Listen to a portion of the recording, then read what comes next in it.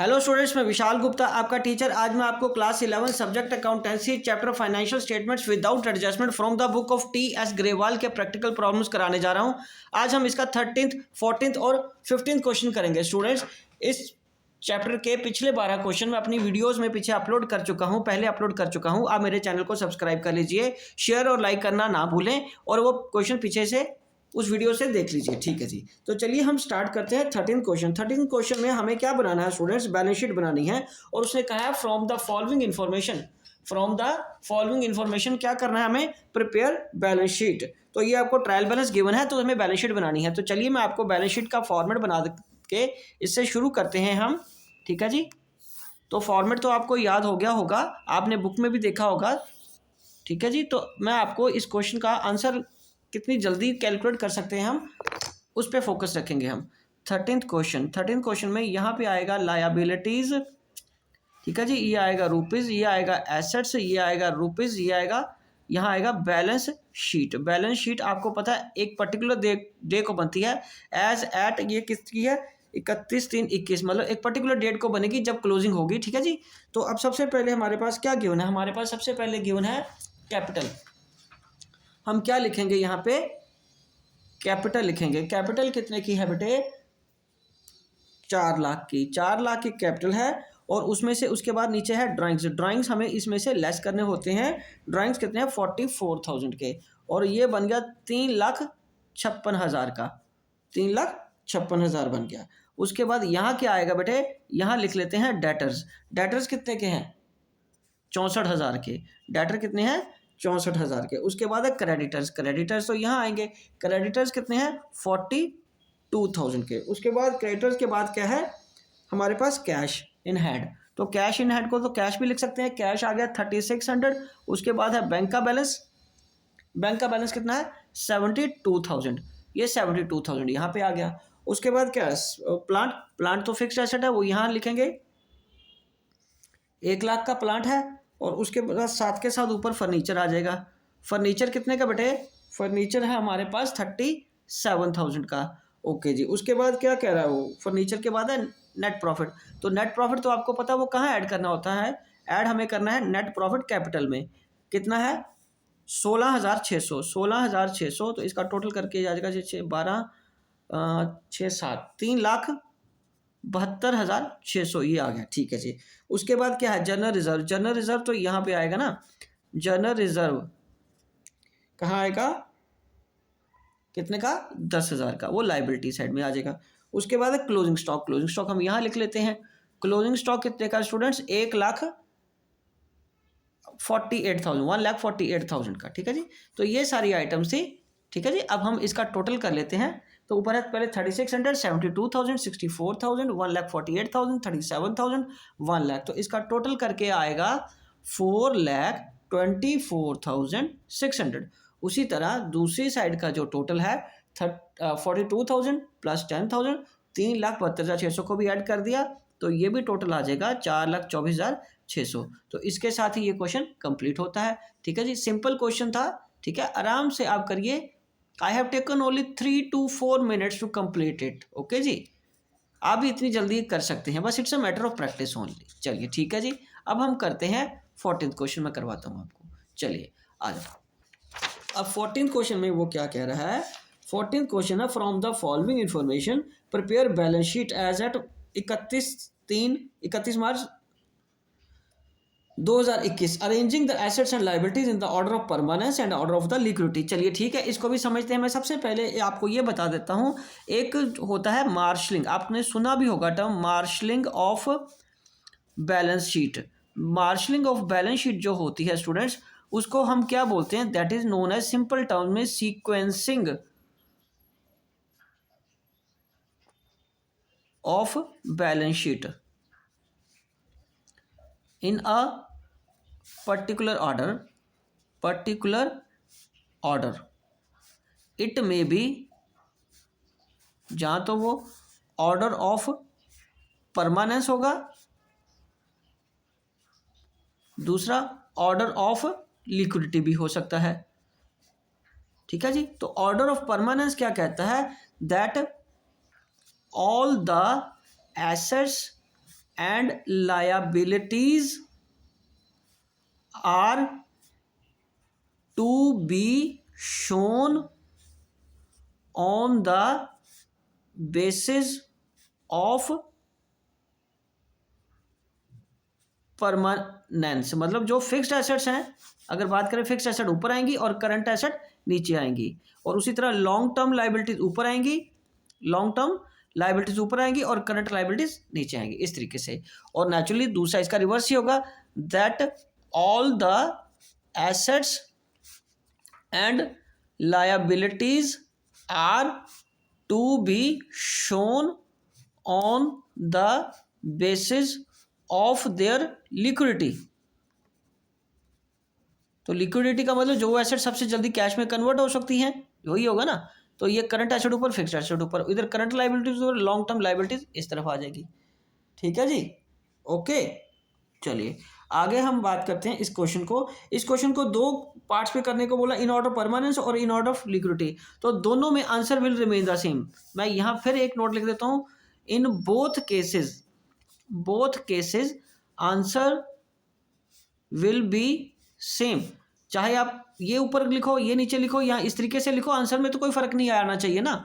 तो ठीक है, हम स्टार्ट करते हैं अब 14th क्वेश्चन को। ये मैंने आपको बता दिया मार्शलिंग को, बैलेंस शीट क्या होता है, जिसमें ऑर्डर ऑफ परमानेंस और लिक्विडिटी। सबसे पहले मैं बनाऊंगा अब इन ऑर्डर ऑफ परमानेंस। ठीक है जी, हम ये बनाते हैं आपके लिए। जनरली मैं लिक्विडिटी ही प्रेफर करता हूं जब तक क्वेश्चन में ना गिवन हो कि क्या फॉलो करना है। ठीक है, पर इसमें उसने कहा परमानेंस, तो मैं आपको परमानेंस के हिसाब से बना देता हूं। अब दूसरा जो लिक्विडिटी वाला है उसको रिवर्स करके खुद कर लीजिए, वो बहुत सिर्फ उसका रिवर्स करके लिखना, अदरवाइज टोटल या बैलेंस सेम ही रहेगा। ठीक है जी, चलिए ठीक है। अब करते हैं बैलेंस शीट। बैलेंस शीट में यहाँ आएगा एज एट 31/3/21, ये आएगा रुपीज़, ये आएगा रुपीज़, ये आएगा एसेट्स, ये आएगा लायबिलिटीज। तो सबसे पहले परमानेंट एसेट है हमारे पास क्या given, goodwill.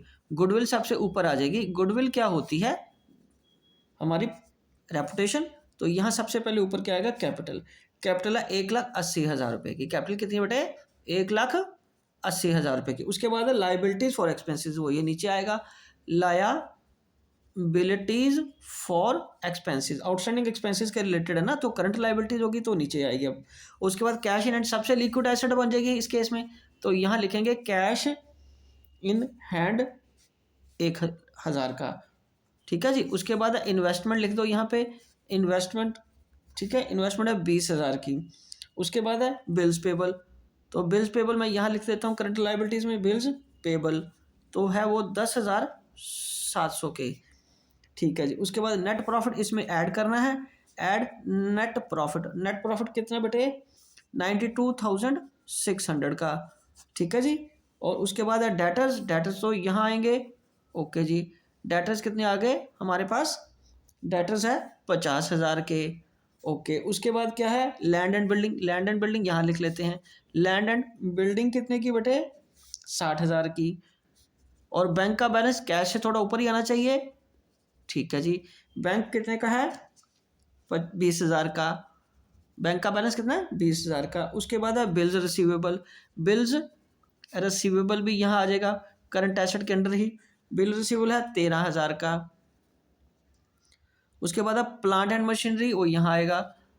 Plant and machinery कितने का है स्टूडेंट्स, प्लांट एंड मशीनरी 40,000 का। उसके बाद क्या है, प्रोविजन फॉर डाउटफुल डेट्स, ये लाइबिलिटी है, ये हम इधर कर देते हैं, प्रोविजन फॉर डाउटफुल डेट्स। ठीक है, ये कितना है, 2500। एक तो ये तरीका है इधर लिखने का, या दूसरा डेटर से भी माइनस करके लिख सकते हैं। ठीक है जी, और क्या है, क्लोजिंग स्टॉक, वो यहाँ आ जाएगा क्लोजिंग स्टॉक। क्लोजिंग स्टॉक कितने का है, 80,000 का।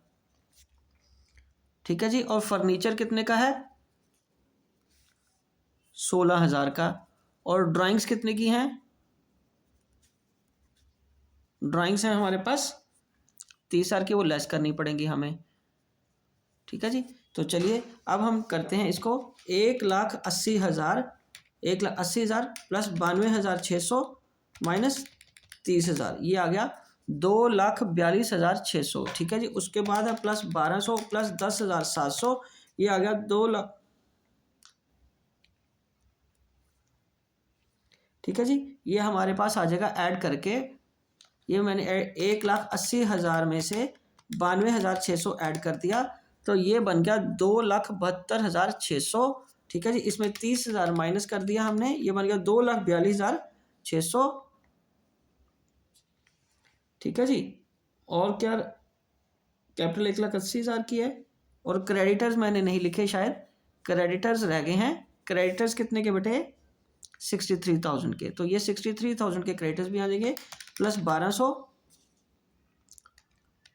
Plus 10,700 plus 63,000, 3,17,500। तो इसका मतलब ये हम यहाँ नहीं लिखेंगे, ये हमें डेटर में से माइनस करना पड़ेगा। ठीक है जी। किस में से माइनस करना पड़ेगा, डेटर में से। तो ये साइड हमारी टैली हो जाएगी, तो ये आ गया 2,42,600, क्योंकि इधर भी दिखा सकते हैं लेकिन उसने डेटर में से माइनस करके दिखाया, तो ये आ गया 3,17,500।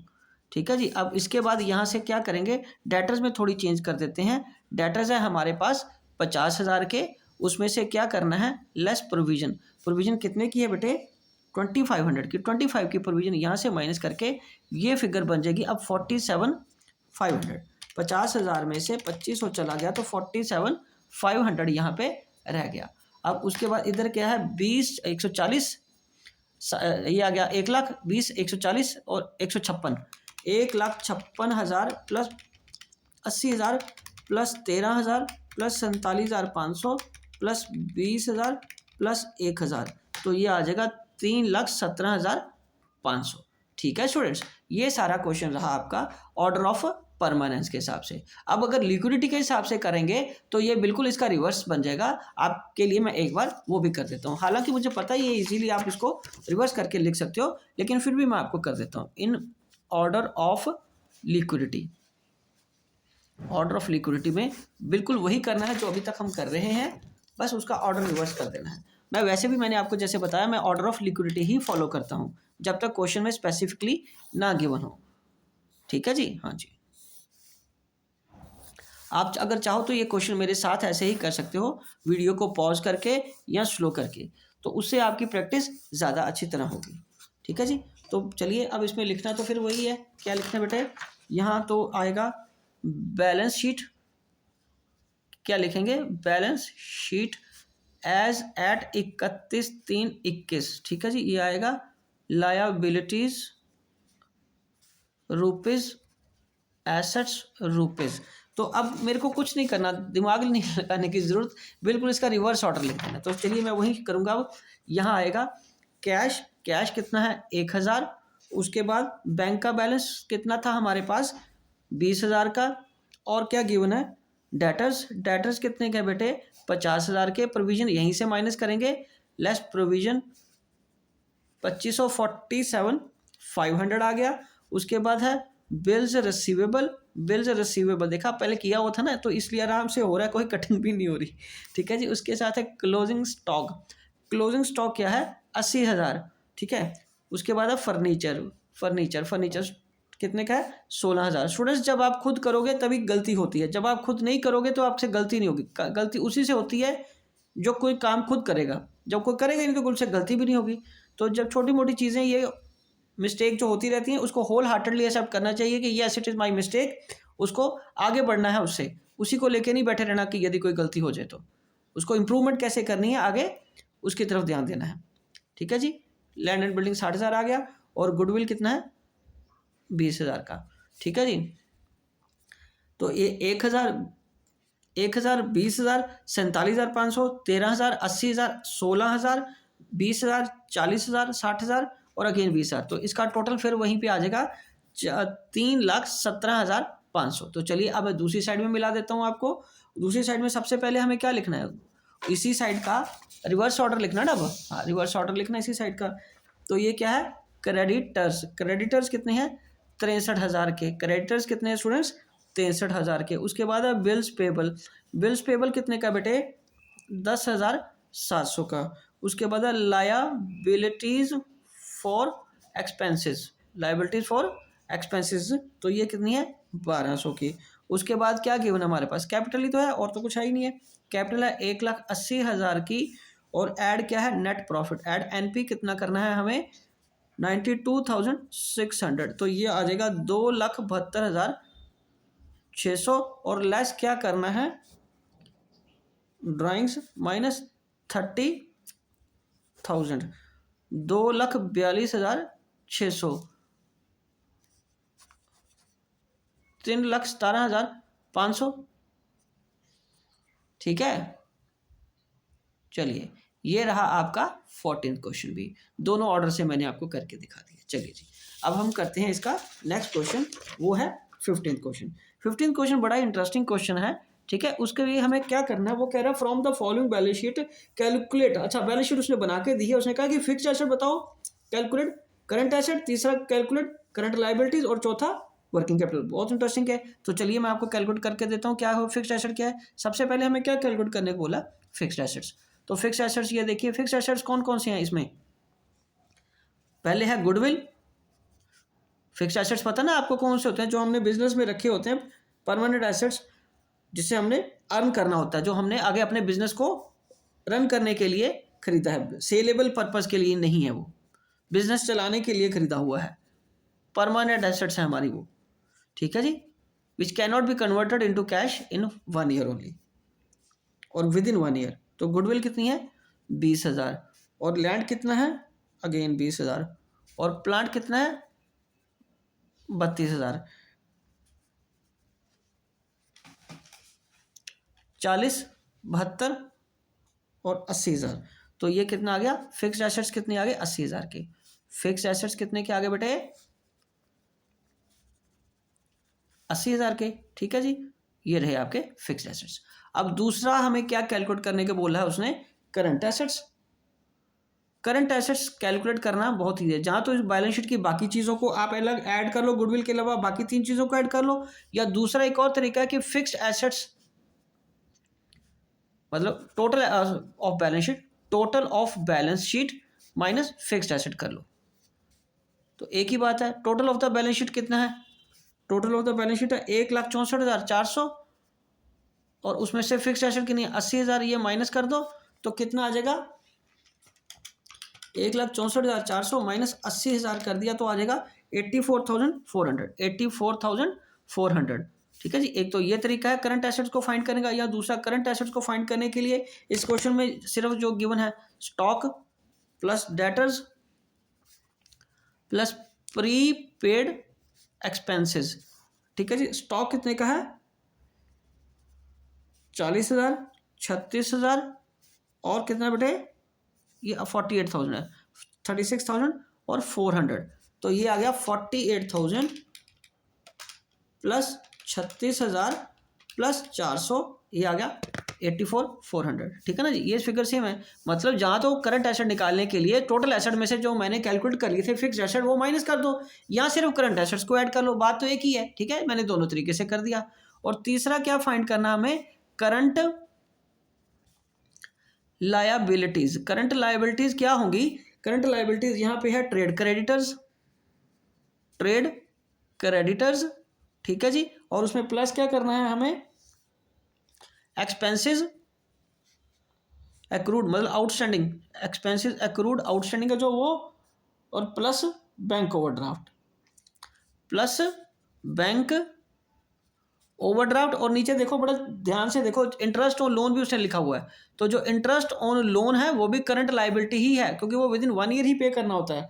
तो 42,000 प्लस 3,200 प्लस बैंक ओवरड्राफ्ट कितना 4,800 और इंटरेस्ट ऑन लोन कितना है 1,000। तो इसका टोटल करके देखिए, ये आ जाएगा 42,000 प्लस 3,200 प्लस 4,800 प्लस 1,000, 51,000 का ये आ गया। ठीक है जी, करंट लायबिलिटीज आपकी आ गई 41,000। अब फोर्थ में क्या कैलकुलेट करना है, वर्किंग कैपिटल। वर्किंग कैपिटल कैसे आएगा, current assets minus current liabilities.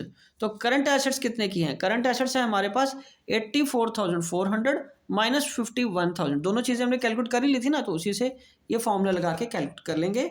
Minus 84,400, तो ये आ गया 33,400। अपनी बुक के साथ आप आंसर मिला लीजिए। तो ये आपका आ गया वर्किंग कैपिटल। ठीक है जी। तो स्टूडेंट्स, इसी के साथ मैं ये वीडियो कंक्लूड करता हूँ। आई होप कि आपको अच्छी तरह समझ आ गया होगा। बाकी क्वेश्चन मैं आपको अगली वीडियोस में कराऊंगा। ओके जी, डन।